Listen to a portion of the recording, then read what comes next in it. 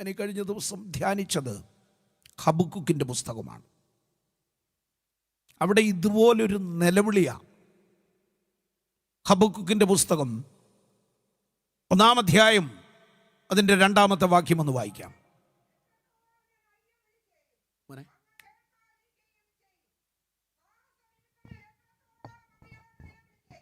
Jesus. യഹോവേ, ഞാൻ എത്രത്തോളം അയ്യം വിളിക്കുകയും, അയ്യോ ദൈവമേ, ഞാൻ നിലവിളിക്കുന്ന നിലവിളി അവിടുത്തെ സന്നിധിയിൽ എത്തുന്നില്ലേ എന്നെനിക്കൊരു സംശയം. ഹബക്കൂക്ക് പ്രവാചകൻ, ഹബക്കൂക്ക് എന്ന വാക്കിൻ്റെ അർത്ഥം, പേരിൻ്റെ അർത്ഥം ആലിംഗനം ചെയ്യുന്നവൻ, ദൈവത്തെയും മനുഷ്യനെയും ചേർത്ത് പിടിക്കുന്നവൻ എന്നൊക്കെയാ പ്രവാചക ഭാഷ്യം. ദൈവത്തെ ചേർന്ന് പിടിക്കുക, കടന്നു പിടിക്കുക, ദൈവത്തെ കെട്ടിപ്പിടിക്കുക, ദൈവത്തോട് ചേർന്നിരിക്കുന്നവൻ രക്തത്താൽ ജയം. ഇന്ന് പകൽ ചിലപ്പോഴൊക്കെ ദൈവത്തോട് ചേർന്നിരിക്കുമ്പോഴും മറുപടി വൈകിയെന്ന് വരും. രക്തത്താൽ ജയം. ദൈവമേ, ഞാൻ നിന്നോട് ഇത്രമാത്രം ചേർന്നിരുന്നിട്ടും, നിന്റെ വചനത്തോട് ഇത്രമാത്രം ചേർന്നിരുന്നിട്ടും പ്രാർത്ഥന എന്താ മറുപടി ഇല്ലാതെ പോകുന്നത്? എന്താ എൻ്റെ വിഷയത്തിനൊരു മറുപടി വെളിപ്പെടാതെ പോകുന്നത്? ഈ പകൽക്കാലം പ്രാർത്ഥിക്കുന്ന ആരോടൊക്കെയോ ദൈവത്തിൻ്റെ ആത്മാവ് വചനത്തിലൂടെ ഓർപ്പിക്കട്ടെ, വൈകുന്ന ചില വിഷയങ്ങളുടെ മുൻപിൽ പതറുന്ന ഹൃദയവുമായി നിൽക്കാനല്ല. ദൈവത്തിന് നിന്നെക്കുറിച്ച് ചില പദ്ധതിയുണ്ട്.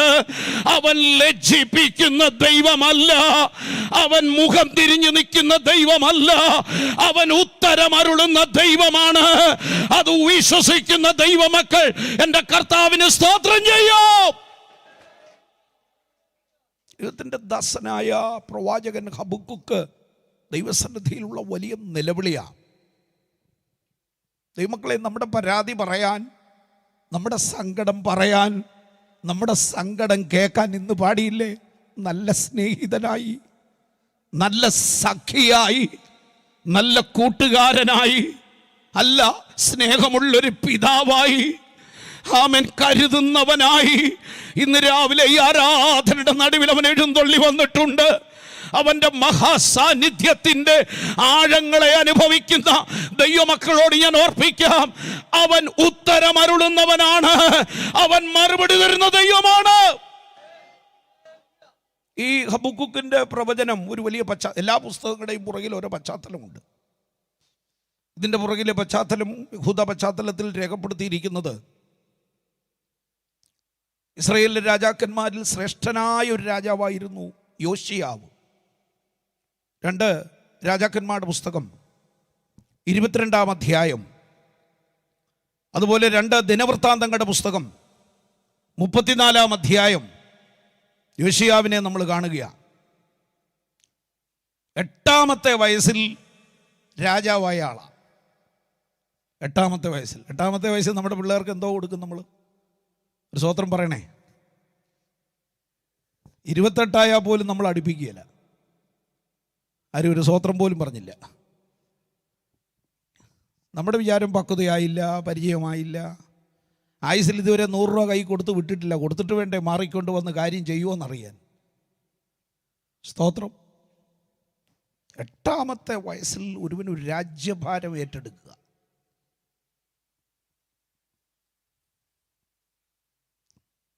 ആ വാക്യം ഒന്ന് വായിച്ചു പോയിക്കേ, ഒന്ന് വായിച്ചു.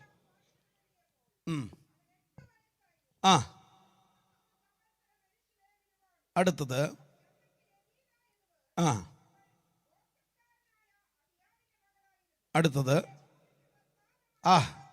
എനിക്ക് ആ വാക്യം ഒത്തിരി ഇഷ്ടപ്പെട്ടു. അവൻ യഹോവയ്ക്ക്, യോശിയാവിൻ്റെ ജീവിതത്തിൻ്റെ അനുഗ്രഹത്തിൻ്റെ ഏറ്റവും നിദാനമായ ഘടകം ഇടം വലം തിരിയാതെ ദൈവത്തെ അനുസരിക്കുന്നവനായിരുന്നു. ഇന്ന് പകൽ പ്രാർത്ഥിക്കുന്ന ദൈവമക്കളെ ഞാൻ പറയാം, ദൈവത്തെ അനുസരിക്കുന്ന, ദൈവത്തെ വിശ്വസ്തയോടെ സ്നേഹിക്കുന്ന, സേവിക്കുന്ന, ഈ സത്യവചനം കയ്യിലെടുത്തിട്ട പ്രമാണത്തിൽ ഉറച്ചു നിന്ന ഒരൊറ്റ ദൈവമക്കളെ പോലും കർത്താവ് വെറും കൈയോടെ വിട്ടിട്ടില്ല. ഒരുപക്ഷെ നീണ്ടുപോകുന്ന ചില നാളുകൾ പ്രാർത്ഥനാ ജീവിതത്തിൽ കണ്ടെന്ന് വരാം. പക്ഷേ അത് അവിടെ ഒരു ഫുൾ സ്റ്റോപ്പ് അല്ല. ഏത് പ്രാർത്ഥനയ്ക്കും മറുപടി തരാൻ കഴിയുന്നവന്റെ കരം ഇന്ന് പകൽ നിന്റെ കൂടെ ഉണ്ടെന്നുള്ള വെളിപ്പാട് അന്തരാത്മാവിൽ പ്രാപിക്കുന്ന ദൈവമക്കൾക്കായി ഞാൻ ദൈവത്തിന് സ്തോത്രം ചെയ്യുക. അവിടെ ഒരു പ്രത്യേക പദമുണ്ട്. അതിനെങ്ങനെ ചെയ്തെന്നാണ് എഴുതിയേക്കുന്നേ? അടുത്തത്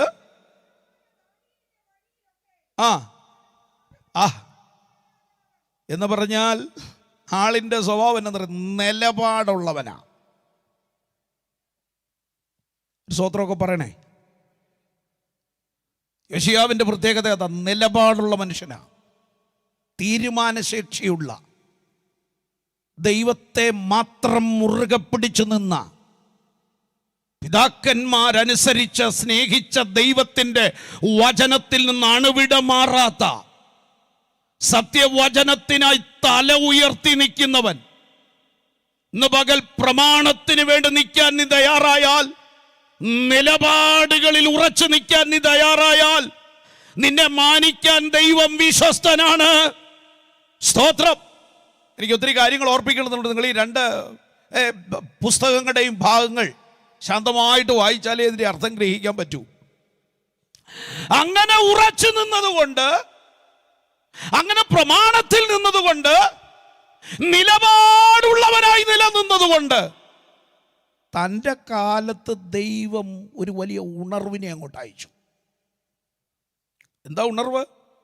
തൻ്റെ കാലത്തുണ്ടായിരുന്ന ഉണർവിൻ്റെ പ്രത്യേകത ഞാൻ ദൈവവചനം ഇങ്ങനെ ധ്യാനിച്ച് ചില ഭാഗങ്ങൾ നോട്ട് ചെയ്തിട്ടുണ്ട്. വലിയ ആത്മസാന്നിധ്യത്തിൽ നിലകൊണ്ടതിൻ്റെ ഭാഗം 34-ാം അധ്യായം 2 ദിനവൃത്താന്തങ്ങളുടെ പുസ്തകം 26, 27, 28 വാക്യം ഒന്ന് വായിക്കാം.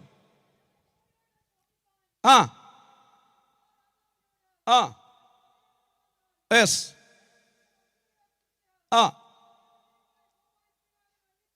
യെസ്.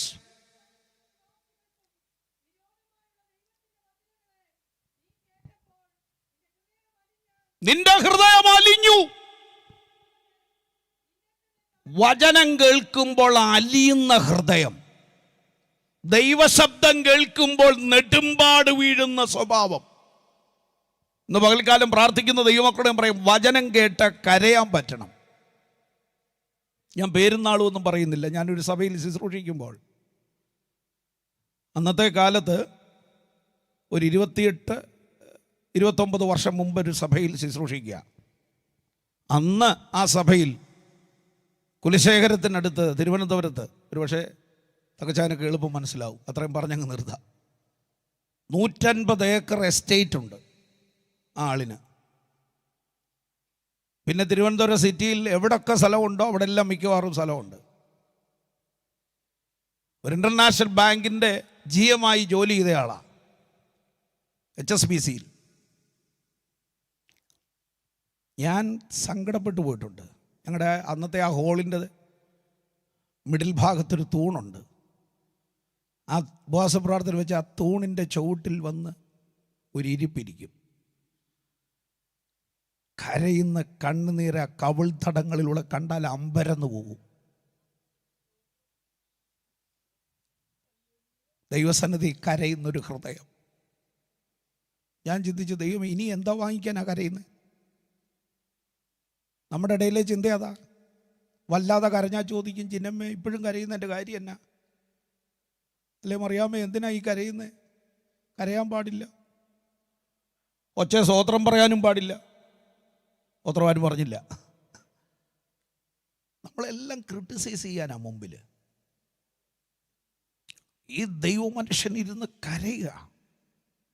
കരയുന്ന ഒരപ്പൻ്റെ മുഖം ഇന്നെന്ന പോലെ എൻ്റെ മനസ്സിലുണ്ട്. ഞാൻ ഇന്ന് പകൽ നിങ്ങളോട് പറയാം, സമ്പത്തിനായോ വീടിനായോ കാറിനായോ ഉള്ള കരച്ചിലല്ല, ദൈവകൃപയ്ക്ക് വേണ്ടി വചനത്തിന് മുമ്പിൽ. അതുകൊണ്ട് ആ വചനം എഴുതി, എൻ്റെ വചനത്തിൻ്റെ മുമ്പിൽ വിറയ്ക്കുന്ന മനുഷ്യനെ ഞാൻ കടാക്ഷിക്കുന്ന ദൈവമാ. 28 കൊല്ലം മുമ്പ് എനിക്കെന്തോ പ്രായം കാണുമെന്ന് നിങ്ങൾക്ക് ഊഹിക്കാം. ഇപ്പോഴത്തെ പറഞ്ഞാലല്ലേ നിങ്ങളത് അറിയത്തുള്ളൂ. സ്തോത്രം. അപ്പോൾ സത്യത്തിൽ അദ്ദേഹത്തിൻ്റെ ഇളയ അനിയൻ്റെ പ്രായമേ എനിക്കുള്ളൂ. അസാധാരണ റെസ്പെക്റ്റാണ്. ഞാൻ പിന്നീട് പഠിച്ചു, ഒരു നല്ല ദൈവദാസൻ്റെ മോനായിരുന്നു. ഒരു സാധാരണയിൽപ്പെട്ട സാധാരണക്കാരനായ ഒരു അഭിഷക്തൻ്റെ സന്തതിയാണ്. ഇന്ന് പകൽക്കാലം ഇവിടെ ഇരിക്കുന്ന ദൈവമക്കളോട് ഞാൻ പറയാം, ദൈവത്തെ ഭയപ്പെടണം, ദൈവത്തിൻ്റെ വചനത്തെ ഭയപ്പെടണം, ദൈവത്തെ ആഴമായി സ്നേഹിക്കണം. ഹല്ലേലൂയ. പരിണിത ഫലം ഉരുകുന്ന ഹൃദയം, അലിയുന്ന ഹൃദയം, മനസ്താവുള്ള ഹൃദയം, നെടുമ്പാട് വീഴുന്ന ഹൃദയം. താഴോട്ട് നമ്മൾ വായിച്ചാൽ അവിടെ അത് കഴിഞ്ഞ് അവിടെ കൊണ്ട് നിർത്തിയില്ല. ഇത്രയും വചനം വന്നപ്പോൾ അവർക്ക് മനസ്സിലായി ചിലതൊക്കെ മാറ്റിക്കളയാനുണ്ട്, ചിലത് നീക്കിക്കളയാനുണ്ട്. അവിടെ എഴുതിയിരിക്കുന്ന താഴോട്ട് അസ്തേരോ പ്രതിഷ്ഠകളെ, ബാൽ വിഗ്രഹങ്ങളെ എന്ന് വേണ്ട സകലതും അവരുടെ നടുവിൽ നിന്ന് ഉടച്ചു കളഞ്ഞെന്ന് എഴുതിയത്. ഇടിച്ചു കളയേണ്ടതിനെ ഇടിച്ചു കളഞ്ഞ്, ഉടച്ചു കളയേണ്ടതിനെ ഉടച്ചു കളഞ്ഞു. സ്തോത്രം. ഈ ഇദ്ദേഹത്തിൻ്റെ കാലഘട്ടമാണ് ഇസ്രായേലിലെ ഏറ്റവും പ്രസിദ്ധമായ പെസഹ. എന്താ പെസഹയുടെ പ്രത്യേകത? നിങ്ങൾ ആ 35-ാം അധ്യായം 2 ദിനവൃത്താന്തങ്ങളുടെ പുസ്തകം 35-ാം അധ്യായം 18-19 വാക്യം ഒന്ന് വായിക്കാം.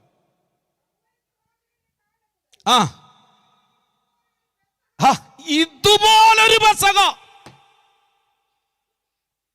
അത്ര പ്രസിദ്ധമായൊരു പെസഹ ശമൂവേൽ പ്രവാചകന്റെ കാലം മുതൽ ഇസ്രായേൽ ഇതുപോലൊരു പെസഹ.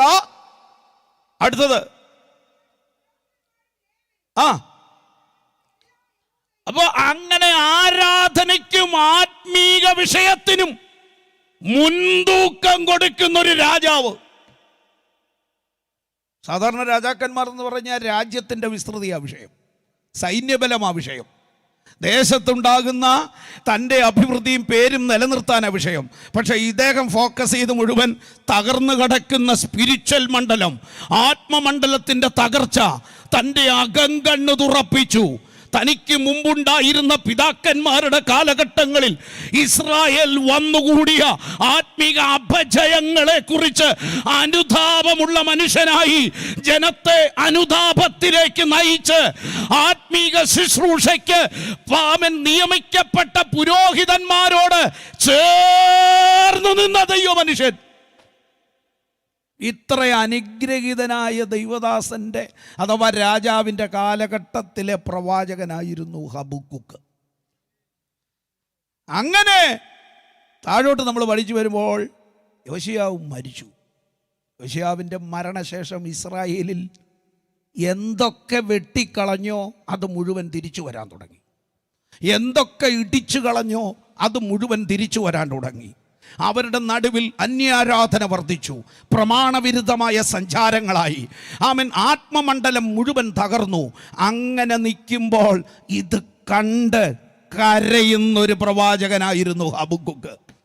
ഞാൻ പറഞ്ഞു വരാം, ഹബക്കൂക്കിൻ്റെ കരച്ചിലിൻ്റെ പുറകിൽ ഇസ്രായേലിൽ നശിച്ചു പോകുന്ന മുന്തിരിത്തോട്ടമല്ല വിഷയം. ഹല്ലേലൂയ. നമ്മെ തകർന്നുകൊണ്ടിരിക്കുന്ന ഭൗതിക മണ്ഡലമായ ആട്ടിൻകൂട്ടമല്ല തൻ്റെ വിഷയം. തൻ്റെ വിഷയം ഇസ്രായേലിൽ ഒരാത്മപകർച്ചയുണ്ടാകണം. ഇസ്രായേൽ മടങ്ങി വരണം. ദൈവജനം വചനത്തിലേക്ക് മടങ്ങി വരണം, സത്യത്തിലേക്ക് മടങ്ങി വരണം, ഉപദേശത്തിലേക്ക് മടങ്ങി വരണം.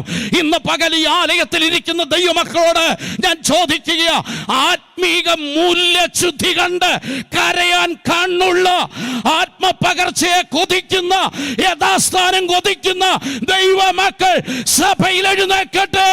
നിന്റെ കണ്ണുനീരിന് ദൈവം മറുപടി തരുന്ന ദൈവമാണ്.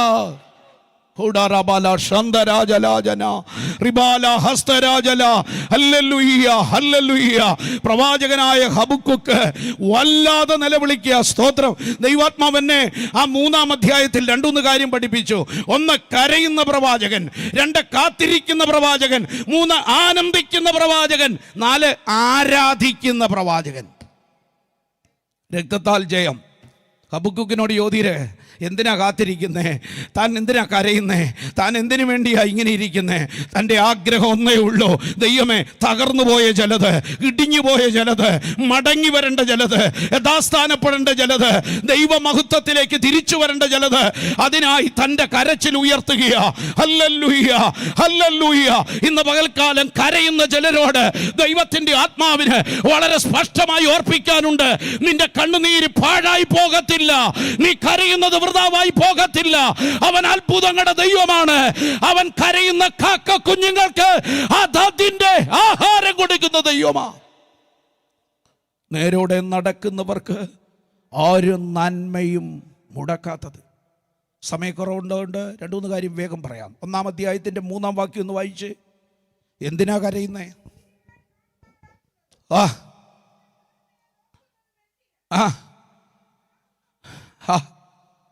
കരയാൻ തുടങ്ങിയത് എന്തിനാണെന്നറിയോ? പീഡനം, കവർച്ച, സാഹസം, ശണ്ട, അല്ലേ?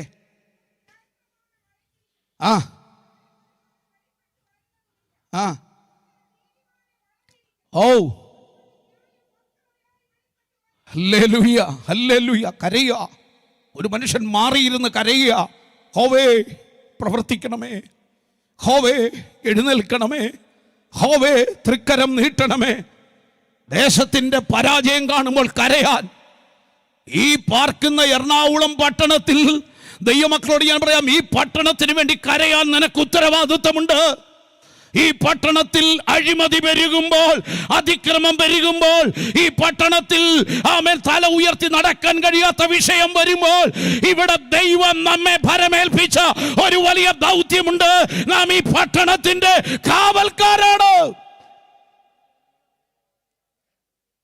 ഭൗതിക ലോകത്തിലെ വിഷയം മാത്രമല്ല, ആത്മമണ്ഡലത്തിൽ, സഭയിൽ, വ്യക്തിപരമായ ജീവിതത്തിൽ, കുടുംബ ജീവിതത്തിൽ ക്രമം കെടുന്ന ചിലത് കാണുമ്പോൾ, വ്യവസ്ഥ തെറ്റിയ ചിലത് കാണുമ്പോൾ, അതിരുകടന്നു പോകുന്ന ചിലത് കാണുമ്പോൾ, പ്രമാണവിരുദ്ധമായത് കാണുമ്പോൾ, വചനത്തിൽ നിന്ന് വ്യതിചലിക്കുന്നത് കാണുമ്പോൾ, കരയാൻ കണ്ണുനീരുള്ള അവൻ നെടുമ്പാട് വീഴുന്ന ചിലര് ഈ ദിവസങ്ങളിൽ ഹബക്കുക്കിനെ പോലെ ദൈവം പ്രതീക്ഷിക്കുക. തൻ്റെ ചുറ്റുപാടുകളിൽ നടക്കുന്നത്, തൻ്റെ സഭയിൽ നടക്കുന്നത്, തൻ്റെ ആത്മീക സമൂഹത്തിൽ നടക്കുന്നത് കണ്ടിട്ട് മിണ്ടാതിരിക്കാൻ കഴിയാത്ത ഭക്തൻ നെടുമ്പാട് വീണ് കരയുക, നെടുമ്പാട് വീണ് ഹല്ലേലൂയ, ഹല്ലേലൂയ, രക്തത്താൽ ജയം, ആമേൻ, ഹല്ലേലൂയ. അടുത്തത് നമ്മളെ ഭാഗം ശ്രദ്ധിച്ചു പഠിച്ചാൽ 3-ാം വാക്യത്തിൽ കൊടുത്തിരിക്കുന്നറിയോ? തൻ്റെ അവസ്ഥ ഇപ്പം നിസ്സഹായനാ. ഒന്നും മിണ്ടാൻ വയ്യ, ഒന്നും പറയാൻ വയ്യ, ഒന്നും ചെയ്യാൻ വയ്യ. ഇത് കണ്ട് കരയാൻ മാത്രമേ പറ്റുന്നുള്ളൂ.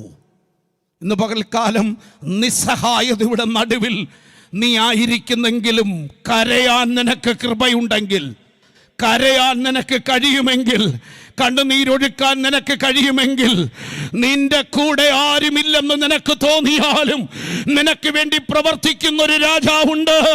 ഹല്ലേലൂയ. വെറുതെ നോക്കി നിൽക്കുന്ന അവസ്ഥ. സ്തോത്രം, ഹല്ലേലൂയ. അടുത്ത വാക്യത്തിൽ എഴുതിയിരിക്കുന്നത് ആമേൻ, അതിന്റെ 13-ാമത്തെ വാക്യം, 1-ാം അധ്യായം 13-ാം വാക്യം.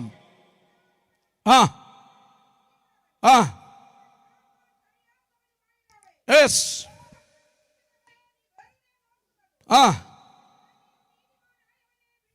യെസ്,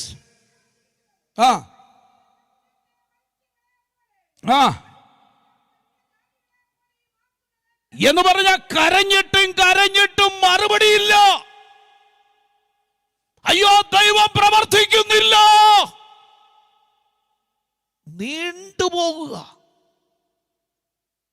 ചിലപ്പോഴൊക്കെ നമുക്ക് തോന്നിയിട്ടില്ലേ, ദൈവം ഇതെത്ര വർഷത്തേനാ, ഇതെത്ര നാളത്തേനാ? രക്തത്താൽ ജയം.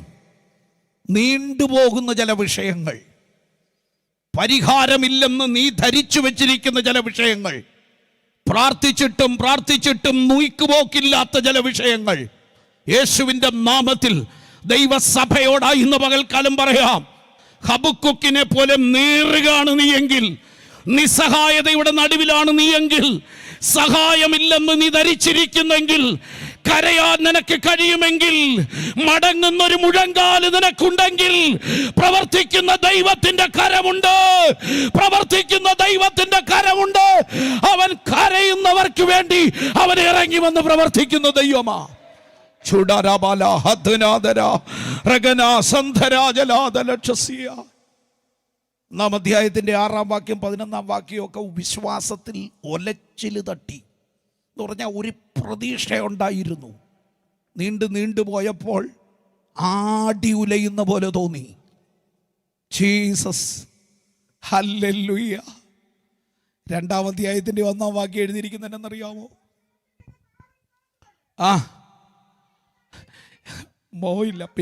പിന്മാറിയില്ല. ഇനി പ്രാർത്ഥിക്കുന്നില്ലെന്ന് പറഞ്ഞില്ല. ഇനി ഞാൻ കരയത്തില്ലെന്നല്ല പറഞ്ഞേ. കരച്ചിൽ നിർത്തുകയല്ല ഇത്. കരഞ്ഞ് പ്രാർത്ഥിച്ചിട്ടവൻ കാത്തിരിക്കുകയാ. കാമൻ കൊത്തളത്തിൽ കാത്തിരിക്കുക. അവൻ്റെ അകത്തളത്തിൽ ഒരു പ്രതീക്ഷയുടെ നാമ്പ് ജനിക്കാൻ തുടങ്ങി. അവൻ ഒരു കാര്യത്തിൽ ഉറപ്പുണ്ട്, ഇന്നലകളിൽ ഈ ദൈവം പ്രവർത്തിച്ചിട്ടുള്ളത് എനിക്കറിയാം. അവൻ എൻ്റെ മുൻപിലുണ്ടായിരുന്ന രാജാവായ യോശിയാവിൻ്റെ കാലത്ത് അവൻ ഇറങ്ങി പ്രവർത്തിച്ചത് ഞാൻ കണ്ടിട്ടുണ്ട്. ആ ദൈവം ഇനി പ്രവർത്തിക്കാതിരിക്കത്തില്ല. ആ ദൈവം അടങ്ങിയിരിക്കത്തില്ല. ഇന്ന് പകൽക്കാലം ഇന്നലകളിൽ പ്രവർത്തിച്ച, ഇന്നലകളിൽ മറുപടി തന്ന, ഇന്നലകളിൽ നിന്നെ സഹായിച്ച, ഇന്നലകളിൽ നിന്റെ കുടുംബത്തിൽ ഇറങ്ങി വന്ന, നിന്റെ വിഷയത്തിൽ ഇറങ്ങി വന്ന ആ ദൈവത്തിന്റെ കരം.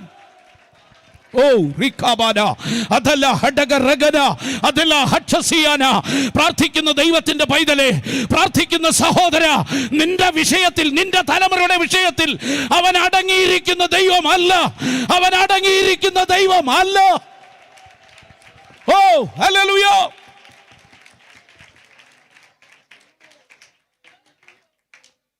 നമുക്ക് കാണാതറിയാവുന്നൊരു സങ്കീർത്തനം, 46-ാം സങ്കീർത്തനം.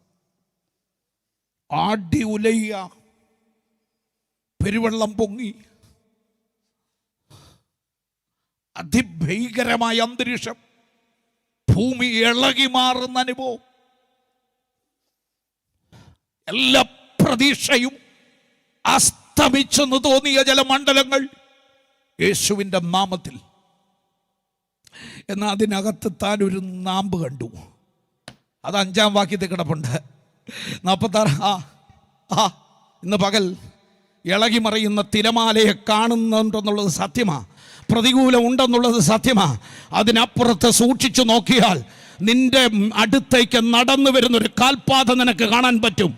അതിനപ്പുറത്തോട്ടൊന്ന് സൂക്ഷിച്ചു നോക്കിയാൽ ആ പ്രശ്നങ്ങളുടെ മീതെ നിന്റെ കുടുംബത്തിൻ്റെ നേരെ, നിന്റെ സങ്കടത്തിൻ്റെ നേരെ, നിന്റെ തലമുറയുടെ നേരെ നടന്നെടുക്കുന്ന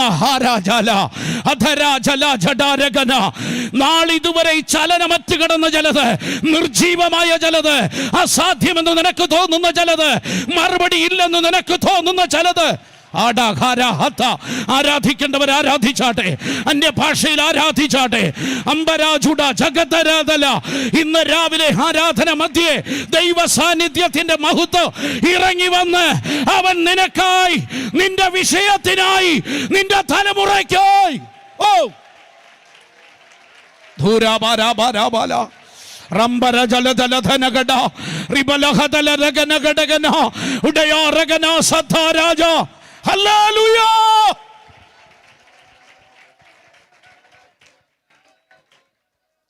രണ്ടാം അധ്യായം നമ്മൾ 1-ാം വാക്യം വായിച്ചത്, അവൻ എന്നോട് എന്തരുളി ചെയ്യും. ഒന്നും മിണ്ടത്തില്ലെന്നാ നീ വിചാരിക്കുന്ന, അല്ല, മിണ്ടാൻ പോവാ. ചില മറുപടി നീ കാണാൻ പോവുക.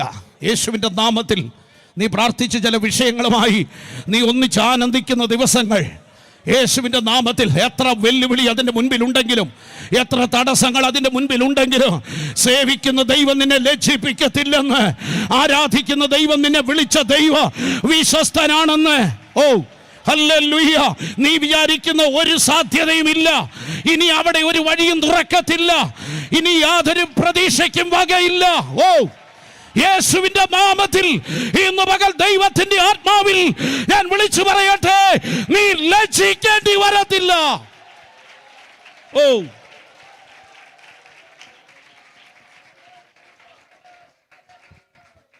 മൂന്നാം അധ്യായം 17-ാം വാക്യത്തിൽ അവിടുത്തെ ഒരു ചിത്രം വരച്ച് കാണിച്ചിട്ടുണ്ട്. ദേശത്തിൻ്റെ ചിത്രം. 17-ാം വാക്യം തുടങ്ങുന്നിടത്ത് എങ്ങനെയാണ് കിടക്കുന്നതെന്നറിയോ?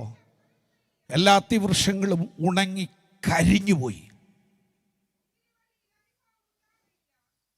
സകല പ്രതീക്ഷകളും അസ്തമിച്ച് നിൽക്കുക. അന്നേരവും കരച്ചിൽ നിർത്തിയിട്ടില്ല.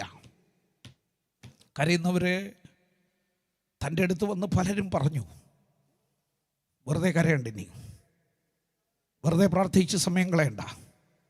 പരിജ്ഞാനത്തോടെ ആ വിഷയത്തെ ഹാൻഡിൽ ചെയ്യും ബ്രദർ. ഇനി അതിൻ്റെ മുമ്പിൽ ഒരു ചലനവും ഉണ്ടാകത്തില്ല. അങ്ങനെ പരിജ്ഞാനത്തിൻ്റെ പക്വതയിൽ അടങ്ങി ഒഴുകി കഴിയാൻ ആഗ്രഹിച്ചയാൾ അബ്രഹാം, വിശ്വാസികളുടെ പിതാവ്. അതുകൊണ്ടാണ് ദൂത് കേട്ടപ്പോൾ ഉള്ളിൽ ചിരിച്ചു.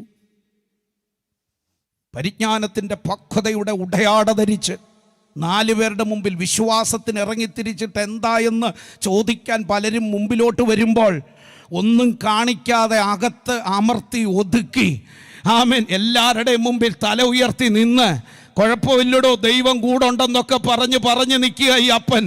പക്ഷേ അകത്തളത്തിൽ ആത്മാവിൻ്റെ ദൂതൻ ഇറങ്ങി വന്ന് പറയുമ്പോൾ അറിയാതെ ചിരിച്ചുപോയി. ചിരിച്ചെങ്കിലും ആ ചിരി അത് ദുഃഖത്തിൽ കലാശിക്കാതെ അതിന്മേലൊരു മറുപടിയുടെ ദിനം എണ്ണപ്പെട്ടത് വെളിപ്പെടുത്തിയ സ്വർഗത്തിലെ ദൈവം ഇന്ന് പകൽ ആരോടൊക്കെയോ വിളിച്ചു പറയുക, നിന്റെ വിഷയത്തിന് മേൽ പ്രതീക്ഷ നഷ്ടപ്പെട്ടെന്ന് നീ ചിന്തിക്കുന്നെങ്കിൽ എന്റെ ദൈവം വിശ്വസ്തനാണ്.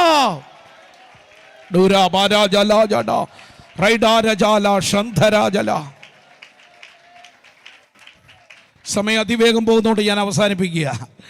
1-ാം അധ്യായത്തിൻ്റെ 5-ാം വാക്യം ഒന്ന് വായിച്ചേ. ഹബക്കൂക്കിൻ്റെ പ്രവചനം. നമ്മുടെ വിഷയം വിട്ടു പോകരുത്. കർത്താവ് വന്നു, കാത്തിരുന്നു. 2-ാം അധ്യായത്തിൽ കാത്തിരിക്കുക, കൊത്തളത്തിൽ കാവൽ കാത്തു നിൽക്കുന്ന പ്രവാചകൻ എഴുതിയത്. കാത്തിരിക്കുന്നവൻ, പ്രതീക്ഷയ്ക്ക് യാതൊരു വകയുമില്ല. പക്ഷെ കാത്തിരുന്നവൻ്റെ അടുത്ത് ദൂതുമായിട്ട് ദൈവം ഇറങ്ങി വന്നിട്ട് 5-ാം വാക്യത്തിൽ പറയുന്ന കേൾക്കണം, ജാതികളുടെ ഇടയിൽ ഇന്ന് പകൽക്കാലം ദൈവത്തിൻ്റെ ആത്മാവ് പറയുക, കേൾക്കുന്നവരാശ്ചര്യപ്പെടുന്ന പോലെ ഉണങ്ങിക്കരിഞ്ഞ ചണ്ടിക്കൂമ്പാരമായ പ്രതീക്ഷയ്ക്ക് വകയില്ലാത്ത വിഷയത്തിൻ്റെ മുൻപിൽ നീ നിൽക്കുമ്പോൾ ദൈവം പറയുക, കേൾക്കുന്നവർ ആശ്ചര്യപ്പെട്ട് വിസ്മയിക്കുന്ന പോലെ ആമൻ ചലനമറ്റ് നിന്നു പോകുന്ന പോലെ, അമ്പരന്ന് നിൽക്കുന്ന പോലെ ഒരു ദൈവപ്രവൃത്തി ഞാൻ ചെയ്യാൻ പോകുക. അടുത്ത വാക്യം, ഞാൻ നിങ്ങളുടെ ഇന്ന് പകൽക്കാല വചനം അങ്ങനെ വിശ്വസിക്കാൻ എത്ര പേര് തയ്യാറുണ്ട്? ഞാൻ നിങ്ങളുടെ കാലത്ത് എന്നേലുമല്ല, ഏതേലും കാലത്തല്ല, യേശുവിൻ്റെ നാമത്തിൽ ഞാൻ വൃദ്ധനായി, എൻ്റെ ഭാര്യ വയസ്സ് ചെന്നു. സക്കറിയാവേ ശരിയാ, പക്ഷെ നിന്റെ കാലത്ത് നിന്റെ വിഷയത്തിൽ യേശുവിന്റെ നാമത്തിൽ അബ്രഹാമേ വാർദ്ധക്യ ദിശയില സാറയുടെ ഗർഭപാത്രത്തിന്റെ നിർജീവത്വം ഗ്രഹിക്കുന്നു, സത്യമാ. പക്ഷേ നിന്റെ കാലത്ത്, നിന്റെ വീട്ടിൽ, നിന്റെ കയ്യിൽ ഞാനൊരു മറുപടി തരാൻ പോകുക.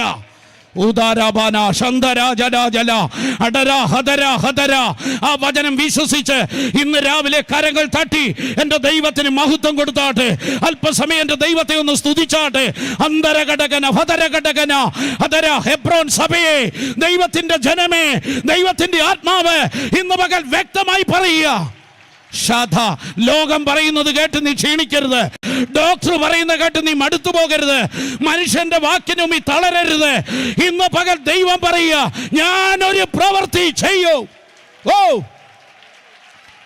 ഞാനൊരു പ്രവൃത്തി ചെയ്യും. എന്നേലുമല്ല. നിന്റെ കാലത്ത്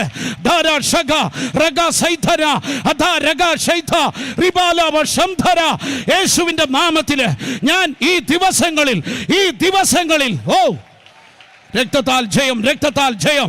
ദൈവജനത്തിന്റെ കണ്ണുനീരിന്, ദൈവജനത്തിന്റെ പ്രാർത്ഥനയ്ക്ക്, ദൈവജനത്തിന്റെ നിലവിളിക്ക് മറുപടി തരുന്ന ദൈവത്തിന്റെ കരം. അന്തരഘട്ടകരച്ചല വസ്തര അർദ്ധലഘടകന വൈദാരകന ധുടയ അടരഘടകന വസ്തര വൈഡക. എനിക്ക് ആത്മാവിൽ ആനന്ദം കൊണ്ട് നിറയുക. ഈ പകൽക്കാലം ദൈവജനത്തോടായി ഞാൻ ആത്മാവിൽ വിളിച്ചു പറയുക, ചില വിഷയത്തിന്റെ മറുപടി, ചില സങ്കടത്തിന്റെ മറുപടി, ചില കണ്ണുനീരിന്റെ മറുപടി ദൈവം നിനക്കായി തരാൻ പോകുക. അധല ഹടക റഗന ഹദല അടക രജന ഹദല ഹടക റിബന ഹദല ഹടകന ശിഖന.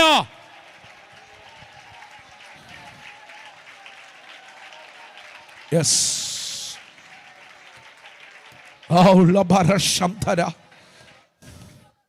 വിശ്വസിച്ചേറ്റെടുക്കാൻ നീ തയ്യാറാണോ? അവൻ നമുക്കായി ജീവൻ നൽകി ഒരുക്കിയല്ലോ.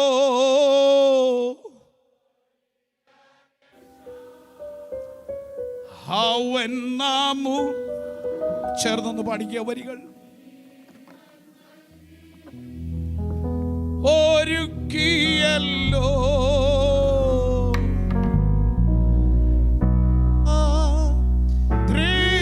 ദൃഷ്ടിയാൽ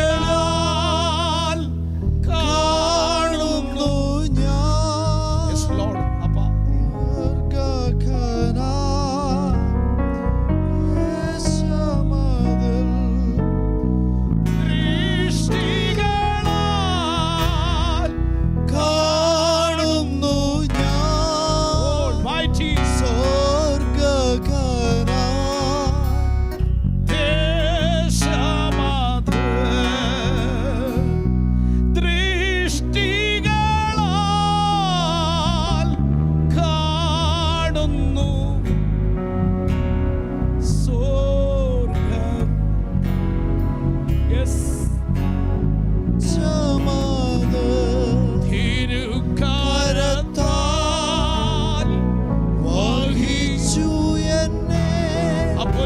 ചേർന്ന് പിടിച്ച്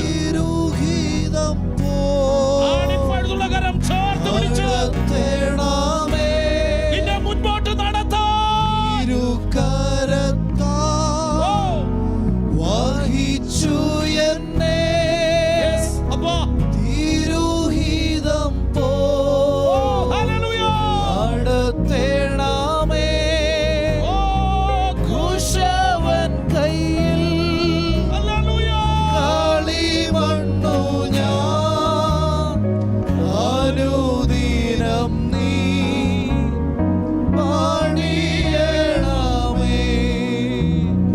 കുശവൻ കയ്യിൽ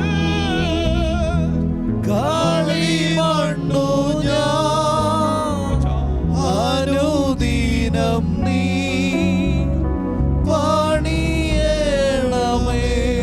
കുശവൻ കയ്യിൽ കളിമണ്ണു ഞാൻ അനുദിനം നീ പണിയണമേ. കർത്താവ്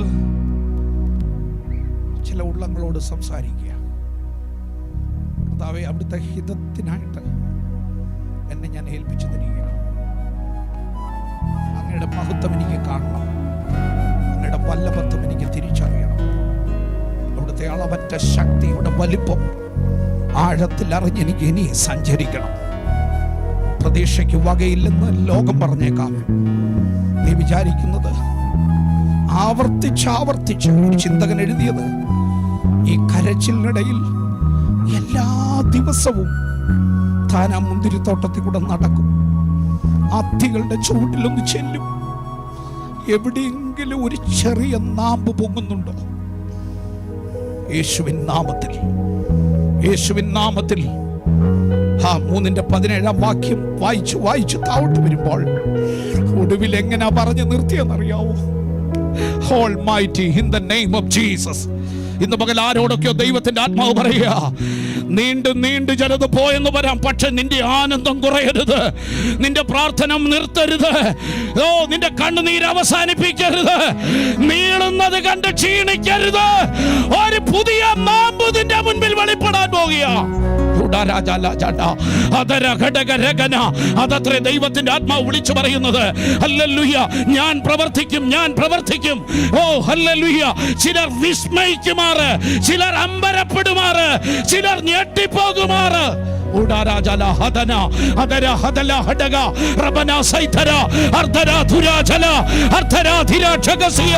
യേശുവിന്റെ നാമത്തിന്, അധികാരമുള്ള യേശുവിന്റെ നാമത്തിന്.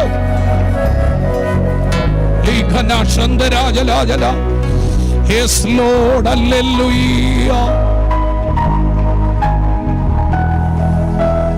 ദൈവത്തിന്റെ ആത്മാവ് ഇന്ന് രാവിലെ ഓർപ്പിക്കുന്നു, എവിടേക്കോ ഒരു മടങ്ങിവരവ് ആവശ്യമുണ്ട്.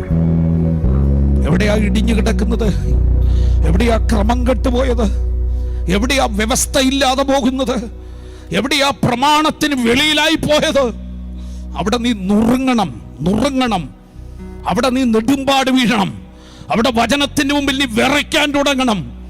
വിറയലോടെ അവന്റെ മുൻപിൽ നീ അടുത്ത് ചെന്നാൽ അവൻ നിന്റെ ജീവിതത്തിൽ പുതിയ ചില തലങ്ങളെ വെളിപ്പെടുത്താൻ വിശ്വസ്തനാണെന്ന് ഇന്ന് പകൽ വചനത്തിലൂടെ ദൈവത്തിന്റെ ആത്മാവ് വീണ്ടും നിന്നോട് സംസാരിക്കുക.